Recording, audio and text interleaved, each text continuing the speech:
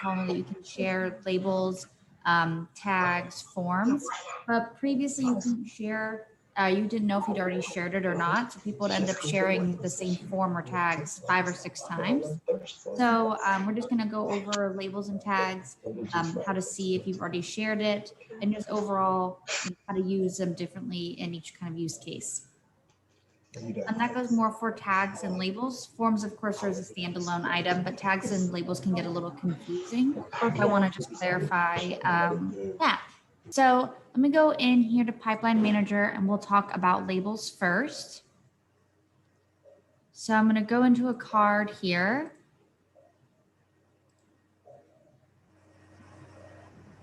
And then I'm going to go to labels.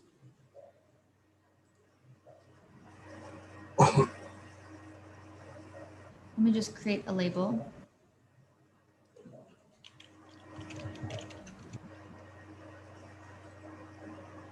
Then I'll click create. Oh, that's not what I want to do.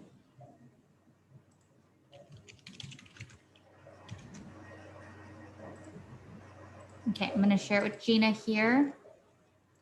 And now I'm going to go down here. And then you can see here that I've already shared it.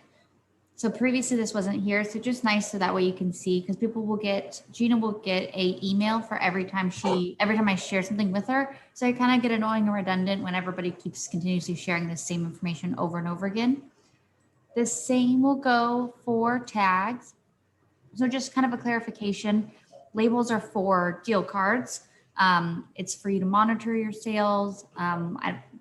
People use them for all different ways, but it's so you can see where you're at in your sales without having to go into the card itself. Tags are more for your contacts, so the people that are not in your pipeline right now. That helps for creating marketing lists, sorting in your contacts, identifying where the lead came from before, or where the prospect came from before it becomes a lead. So that's the purpose behind tags. So I'm going to go into contacts here. And I'm going to go into a contact and let's go in here. And then I'm just going to add a tag.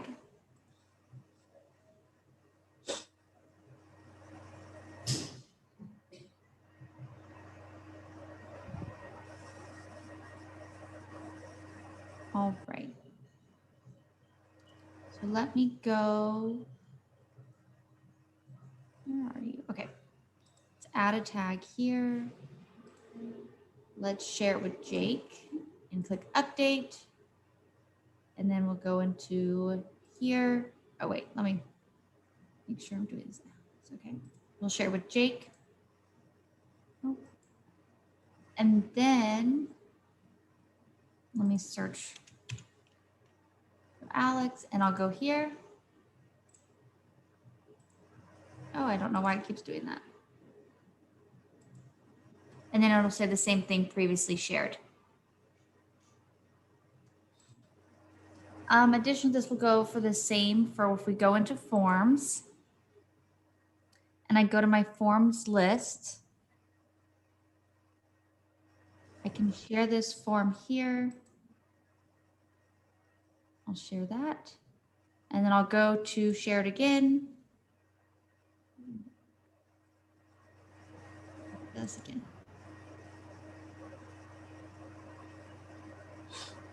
Oh, well, I don't know why that is not pulling correctly. Let me double check on that.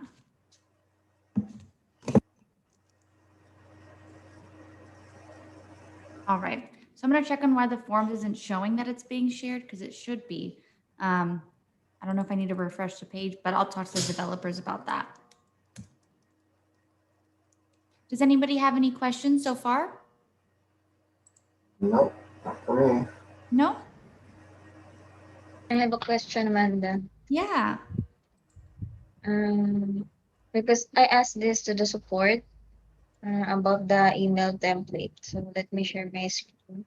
So in this contact 360, when I send an email, there's a template, email template. Where can I find this and edit this one, the content? You can edit it right from in there, or do you want to edit it so every time you use it, it's changed? Yes. So go into your engagement. Wait, let me look, make sure. Okay, let's go into engagement and then go to templates.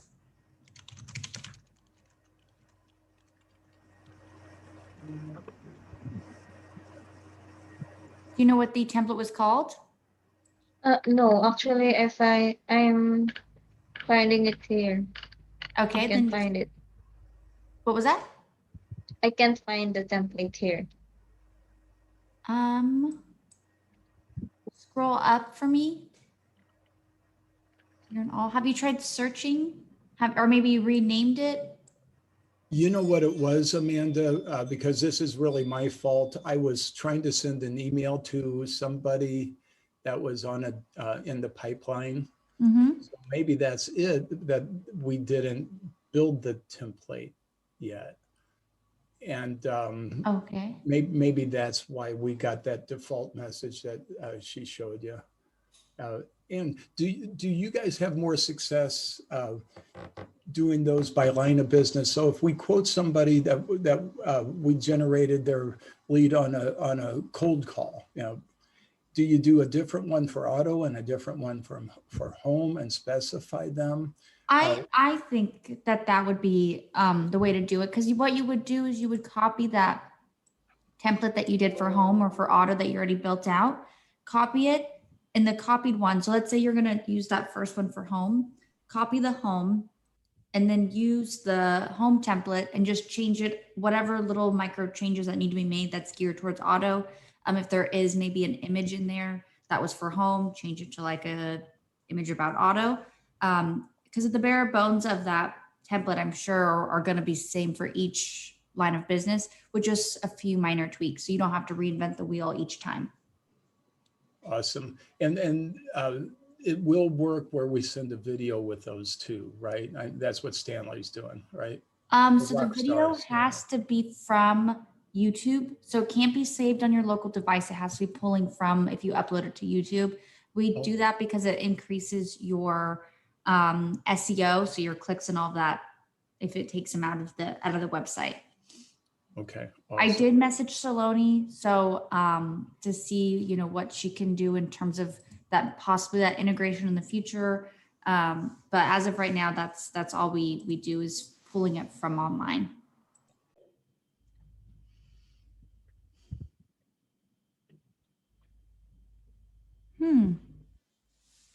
Because there's no template here. The select template. Yeah, it looks like he just, like, maybe Pat or somebody just typed this all out. I don't know how the button got in here, but you could just, seems as if the template was never created. Like somebody just typed the message in here. Let me try another email. I think it's a default template. Are you in your, you're in documents.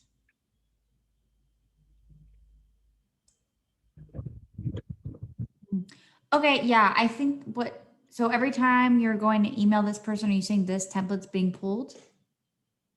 Yes. Okay, so what we have right now, so we've built it that if you start writing an email and you go out of that email and you go, let's say, to engagement or pipeline manager, and you come back, it's still saving for you. So that way you don't lose any of that email that you're writing. So if you just refresh or log out and log back in, it should go away. So when you try to write this person an email again, it won't show up.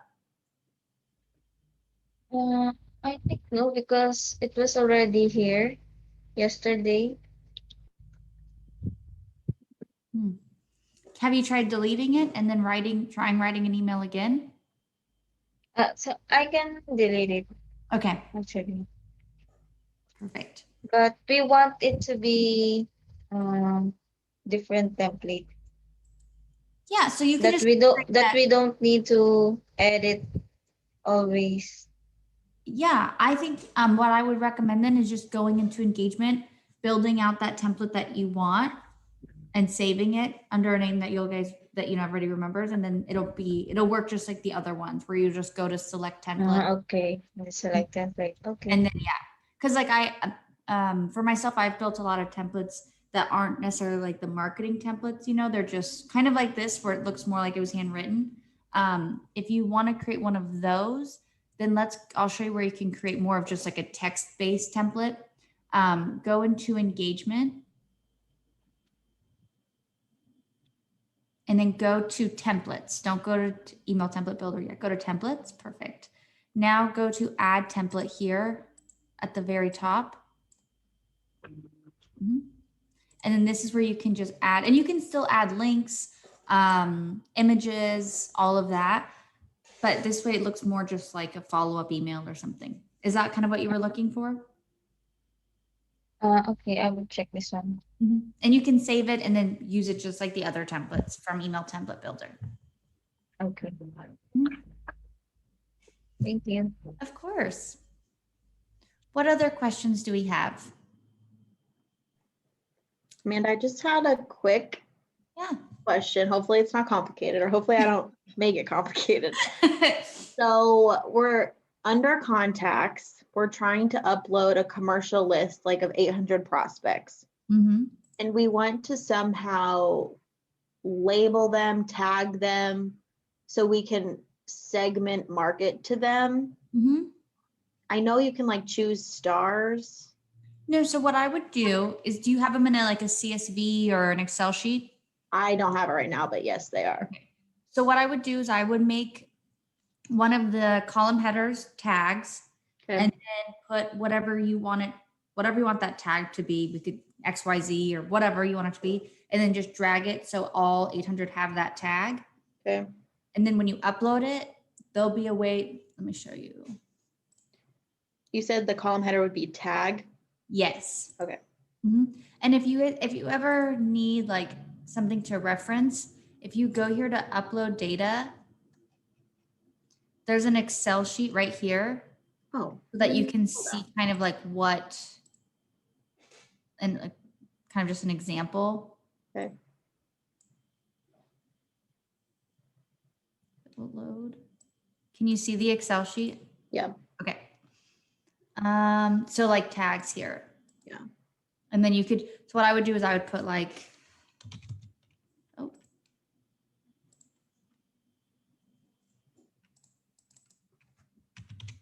then you can just apply it to all of them. Okay. And when you're uploading the data, you will, I guess I can click browse.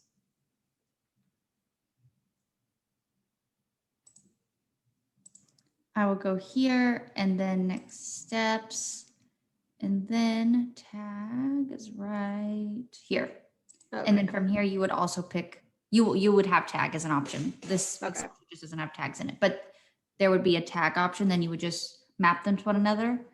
And then what you would do is, the next thing you do is, if it is like you're targeting for marketing, go into engagement. You'd go to list, and then you would pick whatever tag that was, and then just save it. Awesome. What do people usually use as the tag? Just like prospect or? Sometimes it's like anything? where the lead came from. So Okay. if they have like a certain web lead, or like the rating, like if it's a top A client, Okay.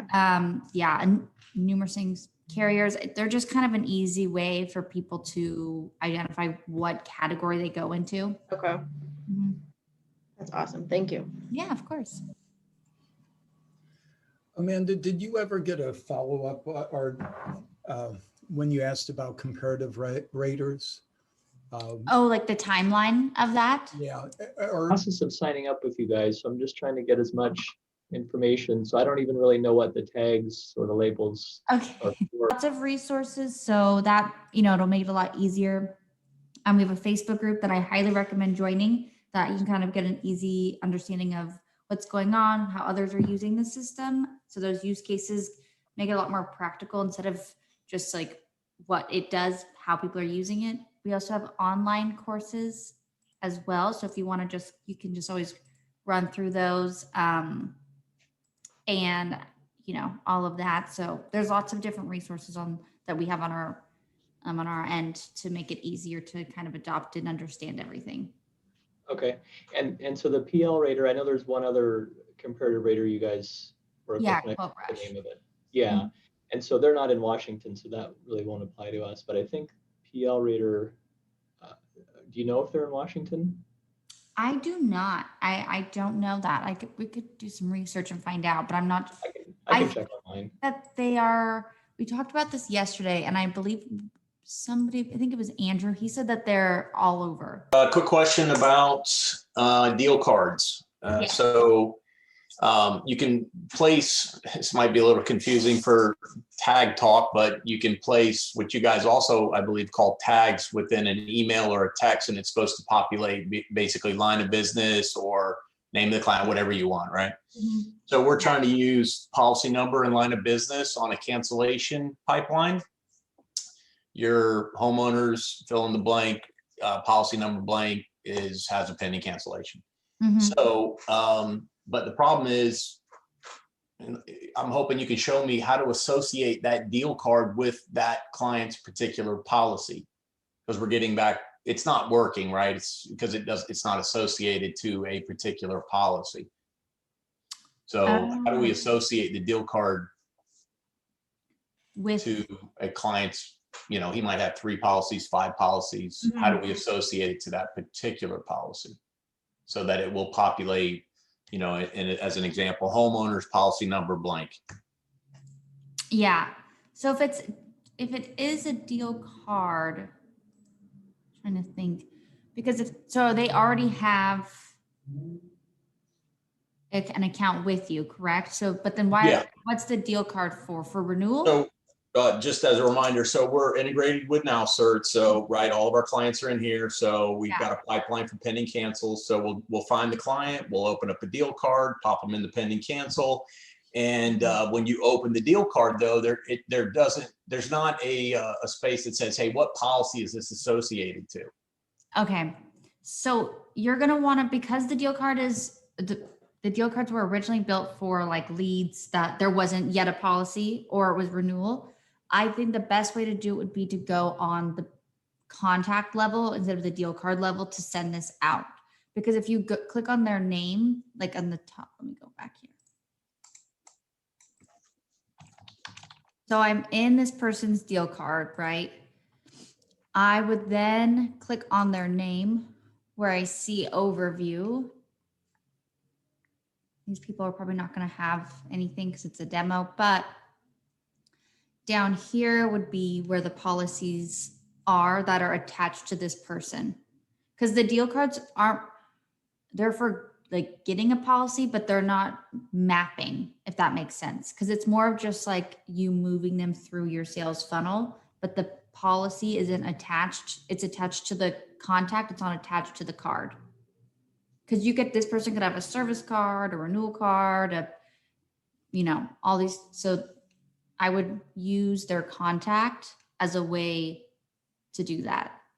So what you could do is, if you're doing it based off of line of business, are you just doing singling them out? Or are you doing like an email blast? Email and text. And we built it so that it would populate the line of business and the policy number within those. Mm-hmm. And so we've added those tags into that text, but the system doesn't fill anything in because it doesn't know what it's associated with, the deal card, right? So if I'm in the contact, is there from there, can I associate the deal card to a particular policy? I don't know of a way that we can map it to the policy, because once you have the policy, you mark the card as won or lost, right? And then from there, you live in the contact page. So I'm trying to think how we could, because are you going into, when you I've tried both. I've tried, just creating the deal card straight up, and then I've tried to go into the contact and look for a way to create it from within the contact. So when you said that you built it with the tags, did you go into pipeline automation here? Yeah. Okay. What do you? Mhm. And then from here, let's say, and then you clicked automation, and then you used, where's line of business? Get line of business here. No, But we don't have a policy exactly. number. Okay, Yeah, so policy number, but it's okay. Let me ask the team about how we're mapping that, especially now that we can have multiple lines of business in one card. I want to make sure that we're pulling the right line of business. It won't pull anything is currently Okay. because the deal card doesn't know what it's associated to. What about, and this is me more thinking out loud, have Sure. you put in the information here? I don't know why that says inactive. Let me go back to another card. Yes, the client will have information inside that area. But it's still not pulling. No, because it once again, some of the clients have multiple policies. So Yeah. when we built this, we didn't think it all the way through, and then we're getting reply text. Well, what policy are you referring to? Exactly, especially now that we Well, have it's not populating the policy number and line of business, which would be great, right? If it did. Yeah. Okay. Let me. Rather than going generic, which is one of your policies has a pending cancellation.